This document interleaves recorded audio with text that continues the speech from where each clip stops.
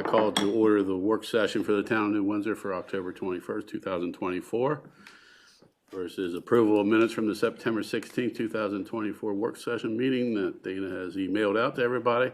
Do I hear a motion for approval? I'll make that motion. Do I hear a second?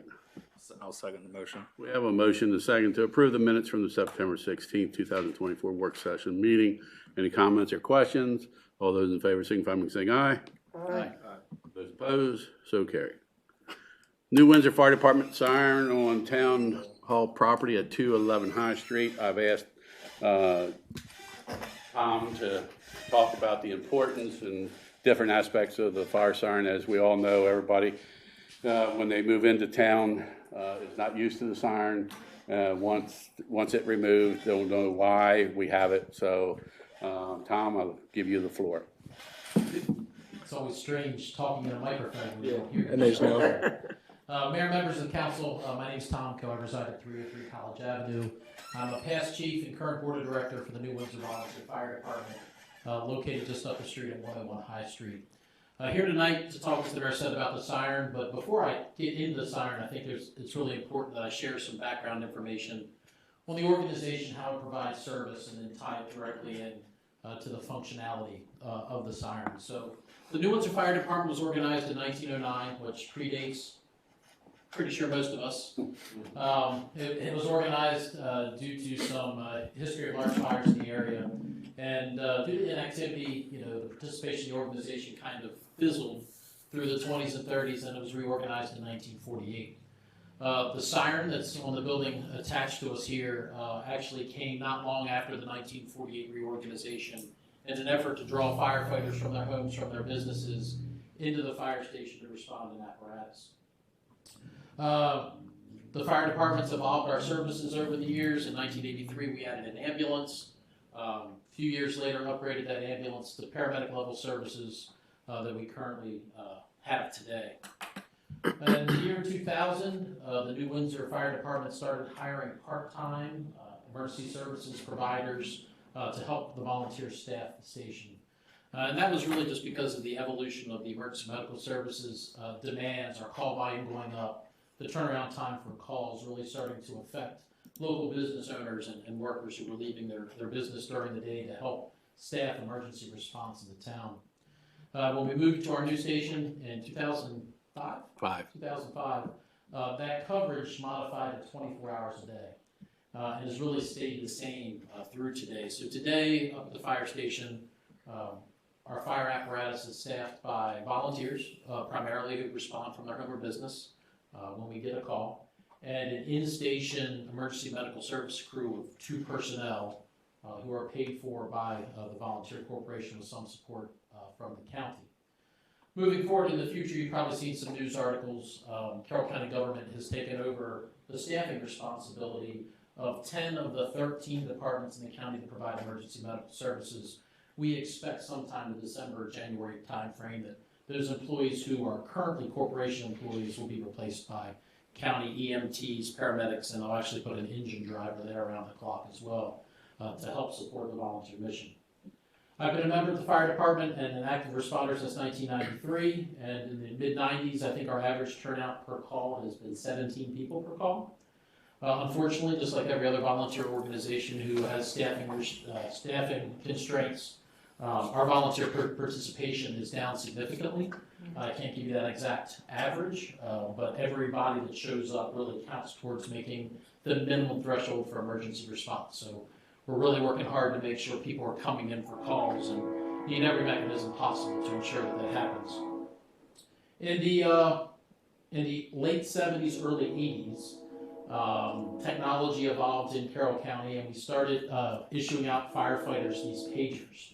These pagers are activated by a specific tone emitted by the 911 center, so that when the fire department gets a call, the pager activates, and hopefully it summonses the personnel to come to the station and respond to the apparatus.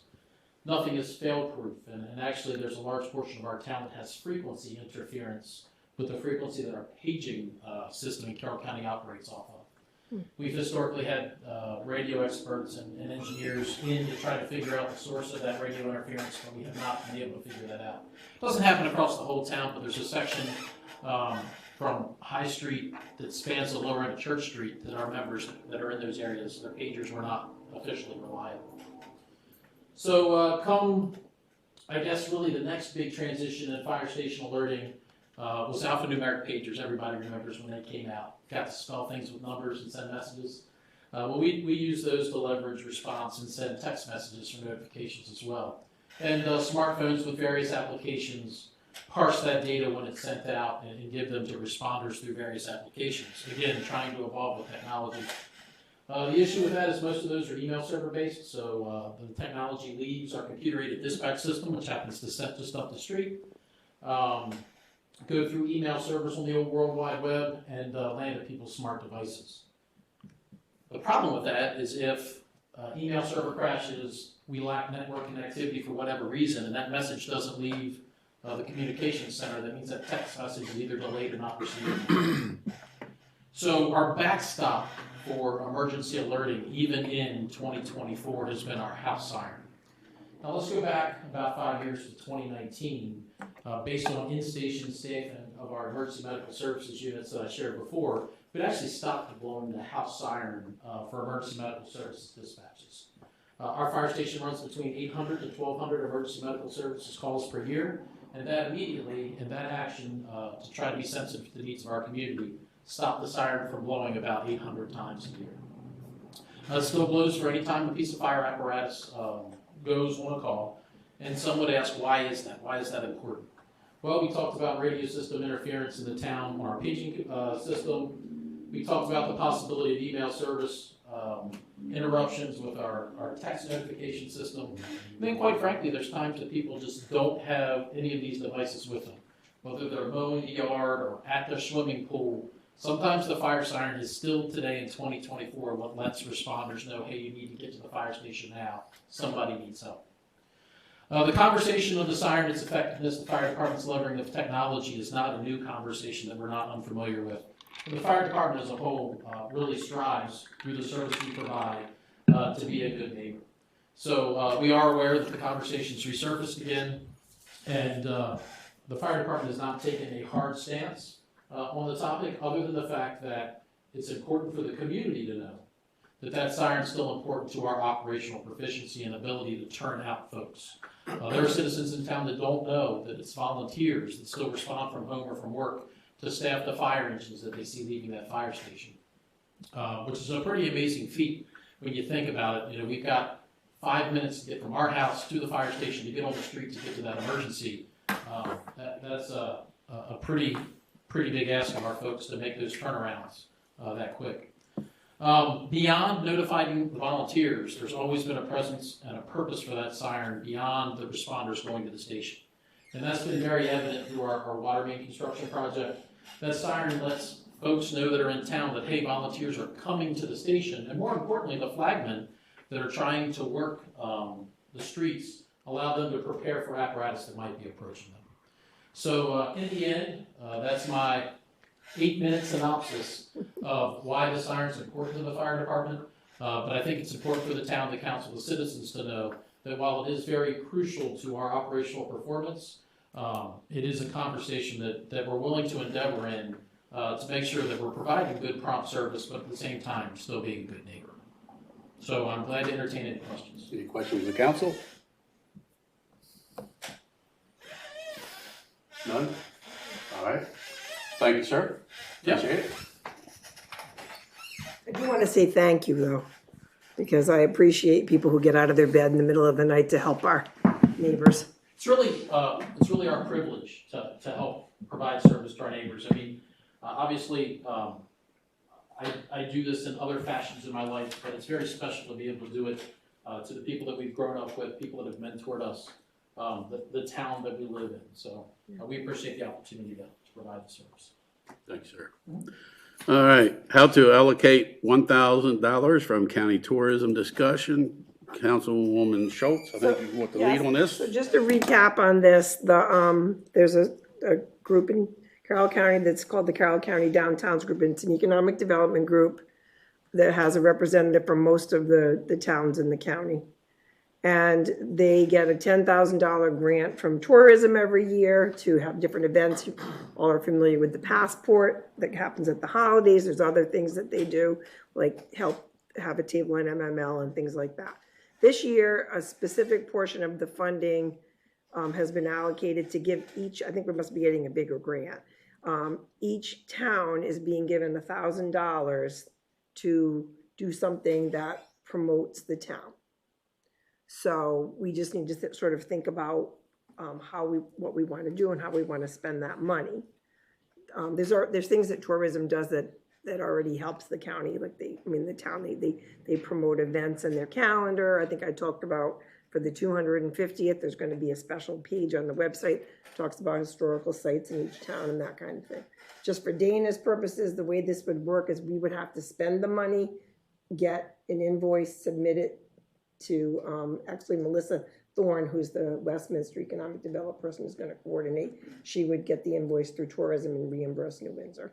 So that's the logistics of it. But, it's really anything that we want to do that promotes the town, enhances the town, encourages tourism to the town. $1,000 is not a pittance. It's not a huge amount of money, but, Well, so.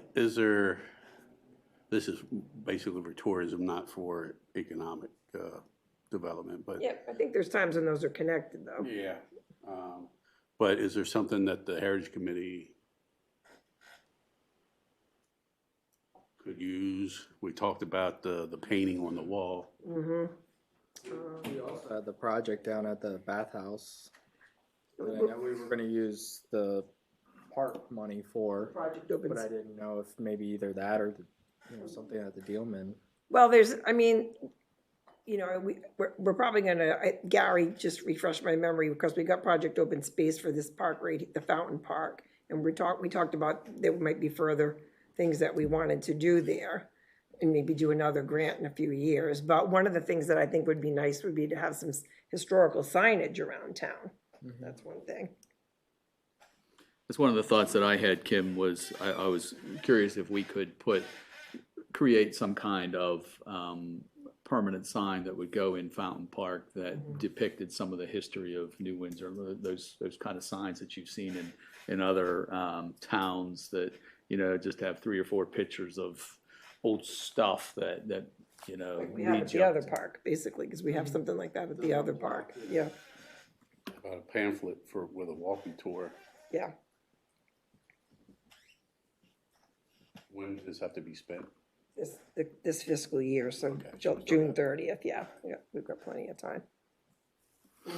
I have no idea how much that costs, the signage. Do we have any documentation, do you think, Gary, on who we paid to do it for the other park? How many years ago was that? It's been years ago. A long time. Well, usually that signage comes from Program Open Space. Yeah, but did they actually create it, or did we pay somebody else? No, I think they do it. Okay, So it's all standard. because it's always that brown and everything like that. Okay, well, we can do some research on that. I can look into that. I think that, with the Dealman being right across the street and the Confederate raid being basically right down the street, and also just the history of the fountain. The fountain has an important history too. So, we wouldn't have any trouble coming up with some ideas for, I'm not sure if the property owner would like Clifford still. Well, that's another thing, recognized. yeah. I guess we'll have to, Whirl down. some kind of a sign there. All right, well, I'll do some research on cost for signage. Anybody have anything else?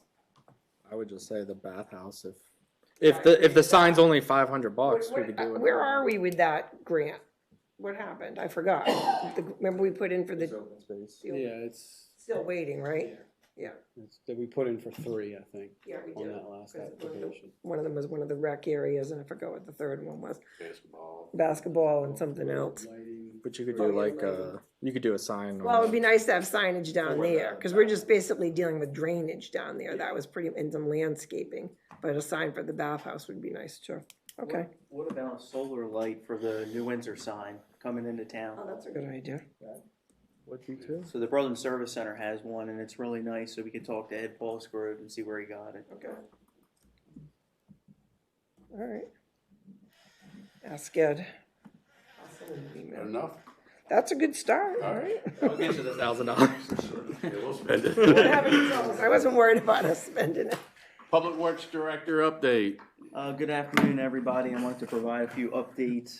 So the mini excavator will be delivered tomorrow, and that's coming from Metro Bobcat. Pleasance Construction will be working on sewer lining the next 2 weeks. We had a in the field meeting actually this morning, and we're on track to get things completed in the next 2 weeks. They're actually running 2 crews at one time, so that's a good thing. Mid-Atlantic Utilities is positioned in the final intersection of the waterline project up by Blue Ridge Avenue, so we'll be nearing completion there, and we'll be able to fill the line and test it and then start connecting laterals. Just an update, every 3 years we have MDE inspections at all our water stations and water facilities. That's coming up this Thursday. And lastly, so the town received a water appropriations modification packet from MDE in July, outlining the requirements for the appropriation modification that we're looking to do. While an increase in appropriations could be operationally beneficial, it's up to us to determine its feasibility. After discussions with Carroll County Resource Management, I reached out to Alexander Well Drilling for pricing, and we determined the following are needed. So Hillside Wells, we found out through some historical data that it actually can produce more water than we originally thought, and we wanted to capture some additional water-bearing zones, and that would require us to lower the piping another 110 feet, and the cost for that is $2,600. The second thing is Denning's well. I had talked about this several times at some other meetings, that well is currently underperforming. And so it was decided to pull the pump and then do a well development project where we would blow high percussion air into the well and try to refurbish things. And that's $3,600. And then the unusual part of Denning's is when it was originally drilled, they drilled at a greater depth, thinking that they would intersect other water-bearing zones, and they just basically drilled dead space. So we're not using from those zones. So between Alexander's and Carroll County Resource Management and myself, we decided to block off the lower section of water, which is stagnant, and just utilize the aquifers and fractures that are producing water, and that would help us with our iron issue that we have there and our water quality issues. And that's $3,000. And then at the end of the Denning's Well project, we would install a new pump and piping for a total cost of $10,000. So I'm asking for approval to invest in Hillside and Denning's Wells in the amount of $19,200. If successful, MDE will allow the increase to benefit the existing customer base and aid us with operational efficiency. And we would go from 53,000 gallons a day potential to 133,000 gallons per day at Hillside. And with Mainspring and Denning's from 80 to 202.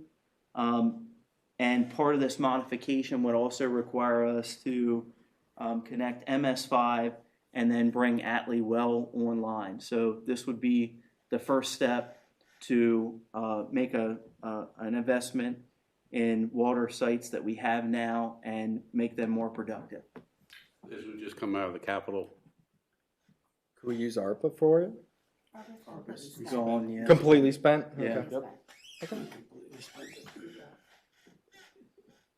I have to check the capital numbers. Gary and I went over them, and I have to re-categorize a couple things because it was getting close to what we had budgeted for, so I can't tell you confidently that it could go into capital and we wouldn't be over budget. I believe We have the Oh, but it would combination, be, combination of capital and 3Rs. it would be, yeah, it'd have to be a combination, but yeah. We have 3Rs I have that and coming up in the water next and council sewer. meeting for you. All right. This would be water, obviously. So it's there.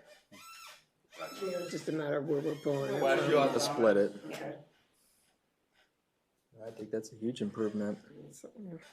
For $19,000, you're getting a huge improvement for it. Yeah, you're getting your bang for your buck on that one, so Do I hear a motion? I'll make that motion. a second. A motion and second to spend $19,200 for the water resource investment as listed in the report. Any comments or questions? All those in favor, signify by saying aye. Aye. Those opposed? So carried. Thank you much. You're welcome. All right. Not a fun Finally, stuff. draft employee handbook, review and discussion. Okay, so this was sent to everyone on Wednesday last week, so hopefully you had some time to review it. Mayor Roop, Dana Blum, our HR consultant, and Dana and Wayne and myself have reviewed and updated the handbook. So this draft that you have is the culmination of all our efforts. So it's got things to a pretty good place with this, we believe. So, any questions or discussions you want to have? I did have one area I needed to get a little clarification on. I believe it's on page 7, title compensation. Okay.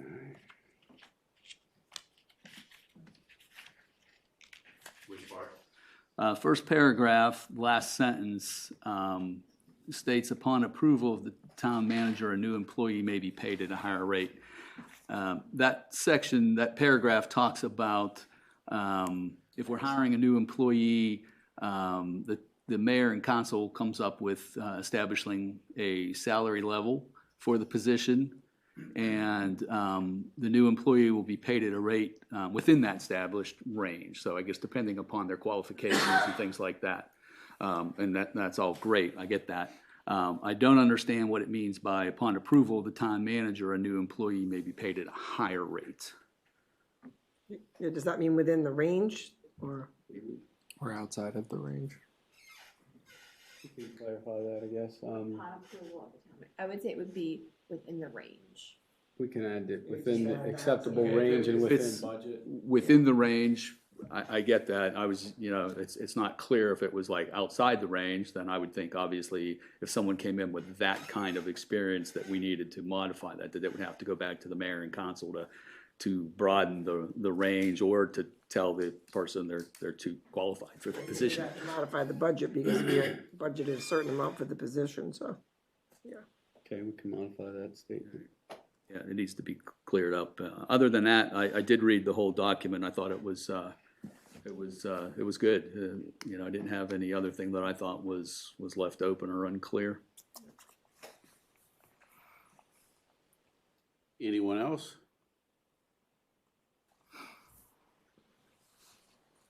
How about if we put this on for November's for approval? From the council? Yeah. Okay. There's one thing I want to check on, that was the carryover that I want to check on for the amount. The lead time? Yeah. Okay. That's the only thing I need to, I've reached out a couple people and they're looking into it, so hopefully by. We currently have that at 80 hours, right, Dana? 80 hours. Right. And that's on the anniversary date, correct? On the anniversary date of the employee, yes. So, Dana and Gary, thank you very much for all your input on that. I just kind of fine-tuned a few things here and there, not a whole lot. Dana did a great job as well. And I think going forward, my recommendation would be to have her or someone come in and interview council, mayor, and staff annually, every 2 years at the least, just to keep everybody feeling like they're part of the process and that they're being heard. I think one of the problems in the past is that this is a living, breathing document. And it just wasn't Getting getting updated, updated yeah, as it is. yeah. So I think moving forward, it will be updated as whenever anything changes. The next step is policies and procedures.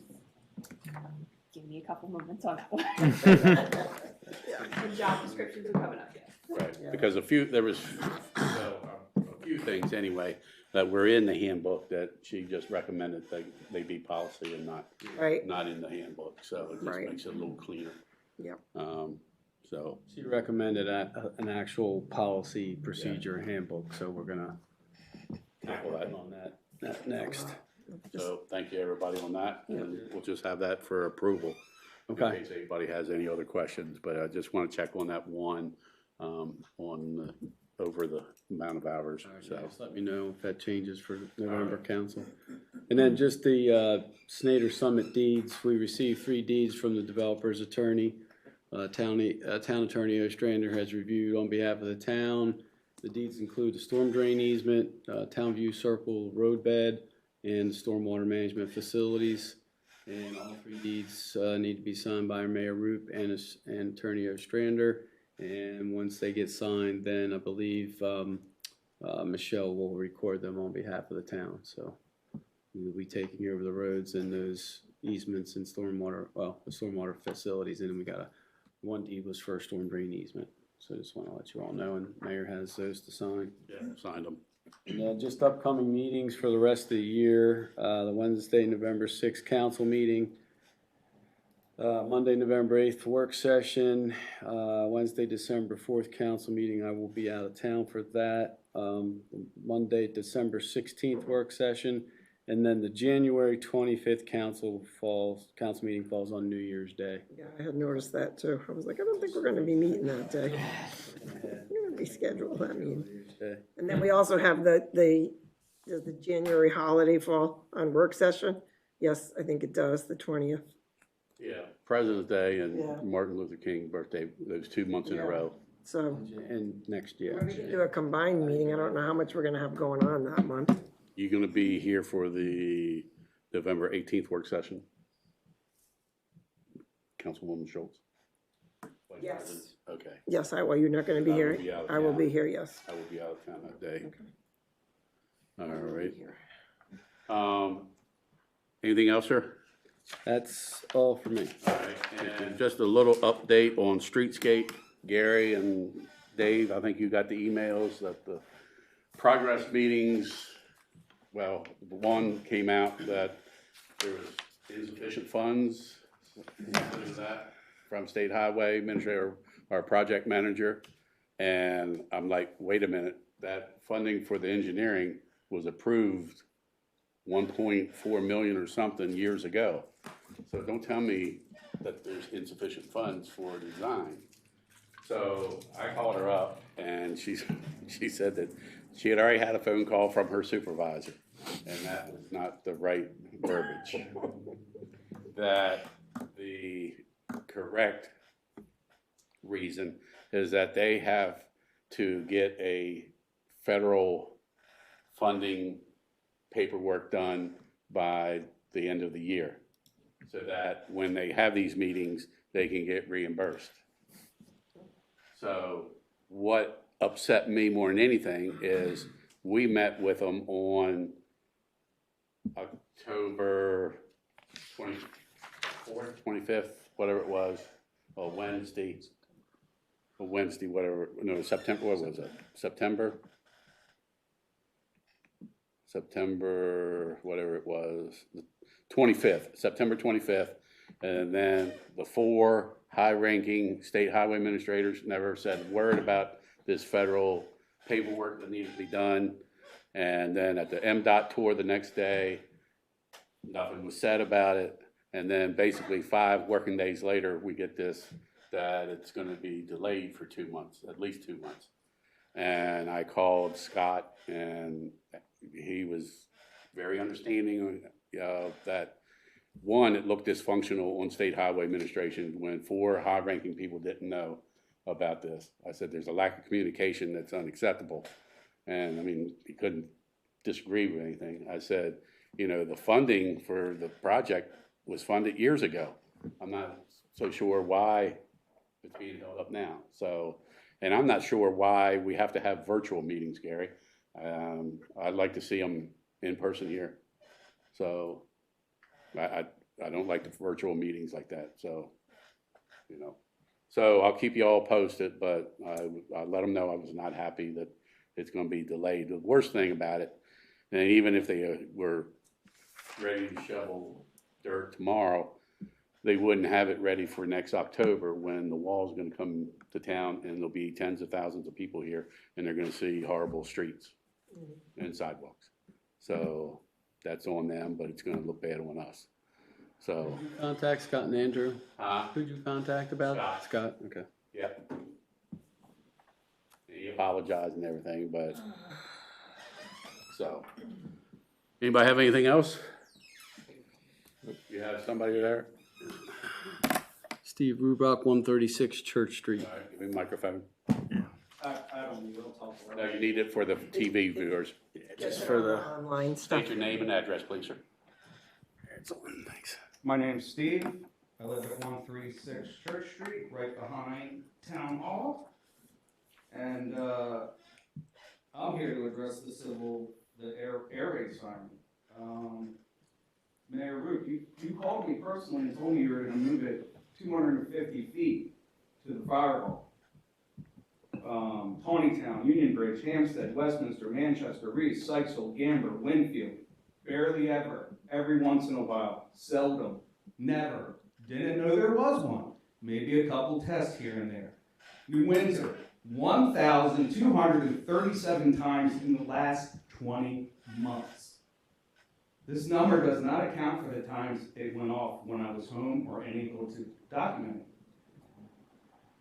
All I'm asking, and what all my neighbors are asking, is 250 feet to the firewall, where it rightfully belongs.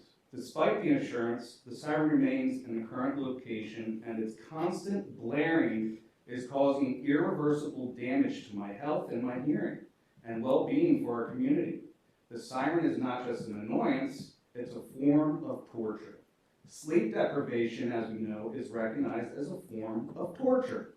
And this siren is depriving many residents, including children, seniors, veterans, and their pets, of much needed rest. This continuous noise is not only abusive, but also disrespectful to the memory of those honored at the nearby war memorial.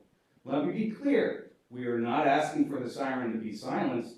We are simply requesting that it be moved a mere 250 feet to the firewall, an appropriate location for it. It's disingenuous to suggest that we want the siren silenced. This misrepresentation ignores the heart of the issue. The siren sound is being amplified off the surrounding brick buildings, creating a highly disruptive environment for everyone in the vicinity. As council members, you are empowered to protect the health, welfare, comfort, and safety of the residents of this town. Failing to address this issue goes against the very oath you took when assuming office. This is a clear case of willful ignorance and dereliction of duty. You are not considering the environmental factors nor the irreversible damage this is causing to our community's health. I have offered to personally cover the cost of moving the siren, and yet no action has been taken. The residents of New Windsor have civil rights, and it's your responsibility to protect those rights. The siren does not have civil rights and does not have human rights. We, the residents, do. I demand the action be taken as soon as possible to relocate the siren to the firewall as promised, ending the abuse toward... Let me interrupt you right there, sir. Thank you. I never want, one, you have 3 minutes. You've already taken that. I've given you more than 3 minutes. You told me, I talked to you twice. Yeah. I never told you it would be moved. I said it would be analyzed and discussed if we got the grant. I have it on the voicemail. No. 1,234 times? That's ridiculous. Why can't it be moved 250 feet? I told you we would look into it if we got the grant for it. I said I would pay for it personally. We're not going to govern that way. And then the next person wants it moved from there. There's no houses around it. There's no businesses around it. What up on Main I see Street? people Anyway, pellet all right, and, we've taken you, crumble we've magnets. taken your comments in consideration. Thank you. I'm gonna take it to the next level. Okay. So you might wanna like get ahead of this.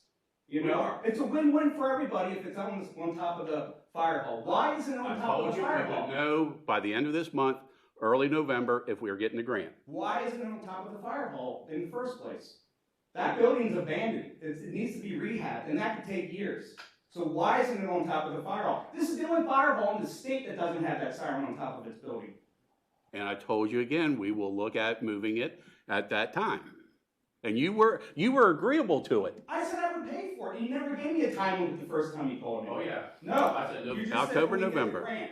Right. Then you didn't tell me a time. The Second second time I time you did. told me a time. Second And then I time. said I would pay for it, and then you bring this chief in to misrepresent what I'm asking and what my neighbors are asking. Representing you. We never asked for it to be silenced, just moved. That's a win-win. You said it was You're gonna keeping me in be, the I'm not getting you into this. So we've taken your comments.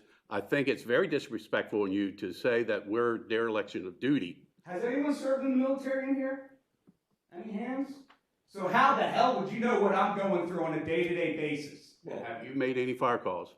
No, I have not made any fire calls. I've written letters. I've talked to other fire departments in the county. Okay.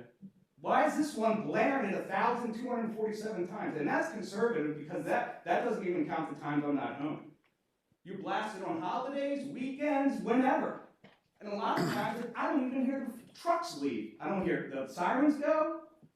So I don't know what's going on.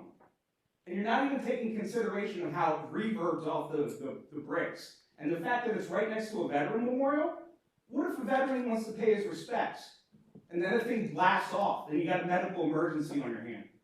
And I've lived here for 67 years, and you're the first person that said that. Well, I'm losing my hearing over it. I got ringing in my ears morning, noon, and night. I don't need to be having nightmares about this thing. The siren is right behind my house. I sleep through it. You're not at the bottom of a brick canyon. I am. You need to take in the environmental factors, which you're not. You're not looking into how it hurts people's I'm health. going to tell you right now, we get the grant, we'll know either this week, next week, or early November, and we'll discuss it at that time. I want guarantees that it's going to be moved. And I want a reason why it's not on there right now. Why isn't it on the fire hall? Why is there an empty mass where it belongs? No reason? It's just leave it on the abandoned building? Hurt small businesses, children, child abuse?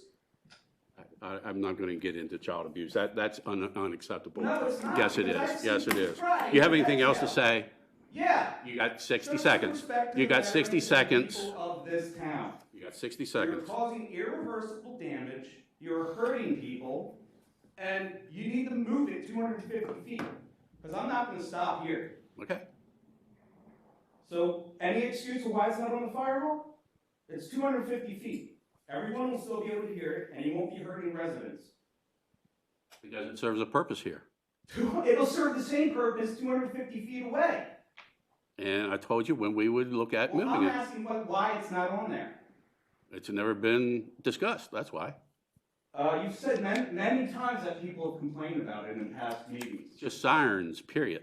No, the air raid siren. It's not an air raid siren. It's a civil defense siren that was brought here in 1948 along with all the fire halls across America. And a good tens of thousands of them have silenced it or moved it or done whatever. You need to uphold your oath. It's not this oath to the siren, it's the oath to the people that live here. It costs a lot of money to live here. And I find it odd that the fire department can't afford it when they don't even pay a water bill. I mean, that's ridiculous. You're showing preferential treatment and bias because you were a part of the fire department since 1975. Correct. The population has more than doubled since then. And you're even blaring it for stuff that happens in Frederick. So, no reason, just there's no purpose, like there's no educated reason why it's not on the fire hall. Okay. Thank you. Anybody have anything else? All right. Did I hear a motion for adjournment? I'll make a motion to adjourn. Second. Second. All those in favor? Bye. Aye. Thank you.